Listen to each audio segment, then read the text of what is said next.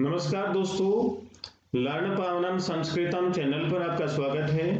दोस्तों, आज रीठ व्याकरण फिर गड़बड़ हो गया।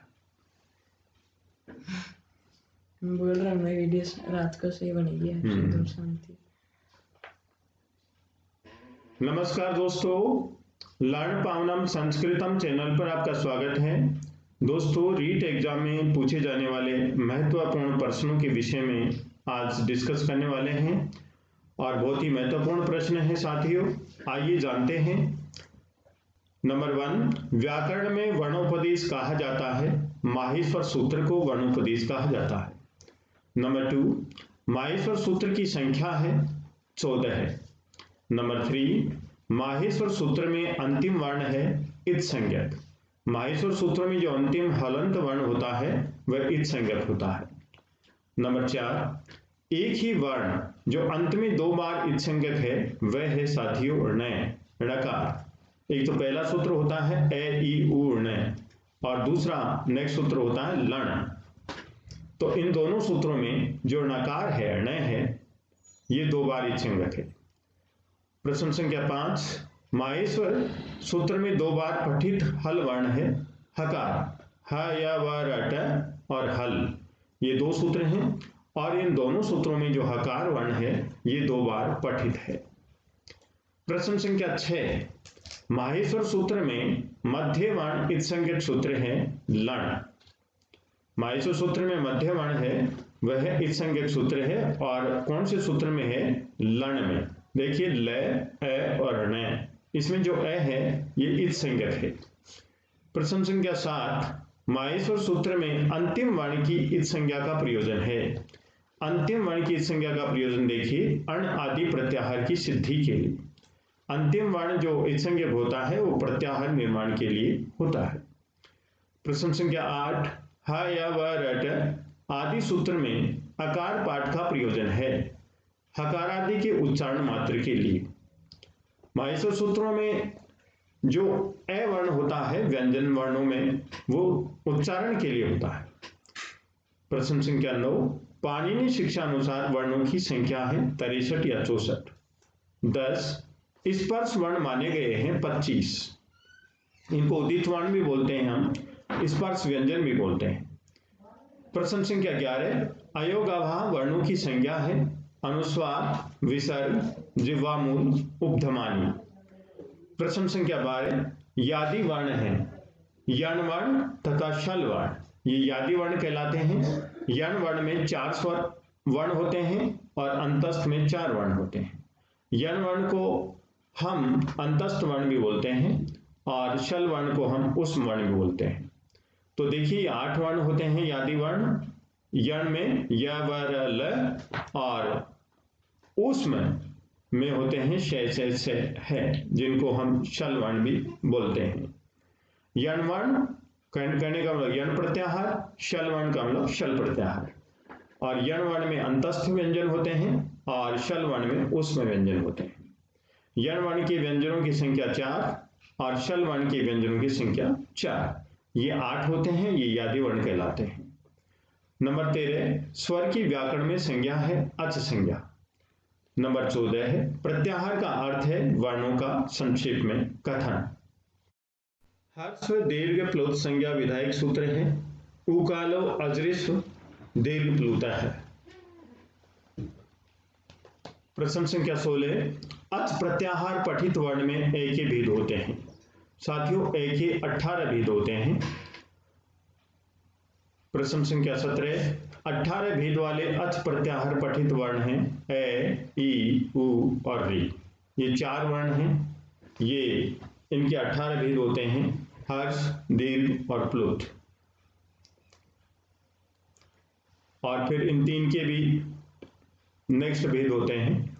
और प्रश्न संख्या 18, लृ वर्ण के भेद हैं 12। लृ वर्ण का दीर्घ भेद नहीं होता है, हर्ष और प्लुत भेद से ये 12 प्रकार का होता है। और ए, ई, उ और री ये 18 प्रकार के होते हैं।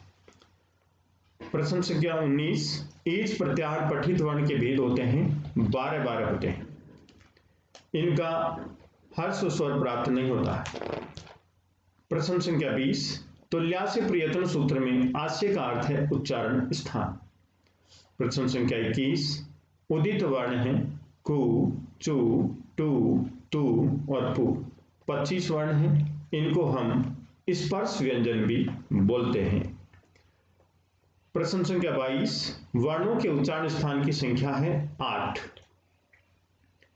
प्रश्न संख्या 23, अनुस्वार का उच्चारण स्थान है नासिका। 24, सिद्धांत कौमुदी में आभ्यंतर प्रयत्न की संख्या है 4। 25, व्याकरण में ए, ओ की संज्ञा होती है गुण संज्ञा। 26, संयोग संज्ञा करने वाला सूत्र है हलो अनंतराह संयोग है। 27, लघु संज्ञा होती है हर्ष वर्ण की। 28, दीर्घ वर्ण की संज्ञा होती है गुरु संज्ञा। 29, गुरु संज्ञा करने वाला सूत्र है दीर्घ च।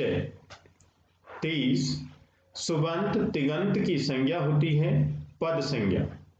31, सुबंत तिगंत की पद संज्ञा बोधक सूत्र है सुब तिगंतम पदम। संख्या 32, संहिता संज्ञा बोधक सूत्र है परे सन्निकर से संहिता, ये संज्ञा विधायक सूत्र भी है और संहिता विधायक सूत्र भी इसको कहा जाता है और संहिता संज्ञा बोधक सूत्र भी। किसी भी प्रकार से प्रश्न पूछा जाता है तो हमारा उत्तर होगा साथियों परे सन्निकर से संहिता। प्रश्न संख्या 33, वर्णों के अभाव होने की संज्ञा होती है अवसान संज्ञा, उसको हम अवसान संज्ञा कहते हैं। 34, समकाल संज्ञा बोधक सूत्र है तफरस तत्कालस्य। 35, गुण संज्ञा विधायक सूत्र है अदेंग गुण है और इनके 3 वर्ण होते हैं ए और ओ। हमें पूछा जाए कि गुण संज्ञा में कितने वर्ण होते हैं तो हमारा उत्तर होगा ए और ओ। वृद्धि संज्ञा बोधक सूत्र है वृद्धि रादेश। 37, आ, आई, औ की संज्ञा होती है वृद्धि संज्ञा। 38, व्याकरण में निपात वर्ण है असत्व, अद्रव्यवाची, चादि वर्ण। 39, वेदों का मुख कहलाता है व्याकरण। 40, अष्टाध्यायी में कितने अध्याय हैं? 8 अध्याय हैं। 41, वार्तिकों के रचयिता कौन है? कात्यायन, जिनको वर रुचि भी कहा जाता है। 42, सूत्रकार किसे कहा जाता है? पाणिनि जी। 43, पतंजलि की कृति का नाम है महाभाष्य। 44, व्याकरण की मुख्य परंपराएं कितने प्रकार की हैं? 2 प्रकार की, वारस्पति परंपरा और माहेश्वर परंपरा। 45, व्याकरण की वारस्पति परंपरा का दूसरा नाम है कातंत्र। 46, व्याकरण की माहेश्वरी परंपरा में व्याकरण के जनक हैं शिव। 47, महाभाष्य में कितने आह्निक हैं? 84 या 85। 48, पाणिनि की माता का नाम था दाक्षी। 49, माहेश्वर सूत्रों में किस वर्ण का 2 बार उपदेश हुआ है? है वर्ण का। 50, अष्टाध्यायी का दूसरा नाम है शब्दानुशासनम।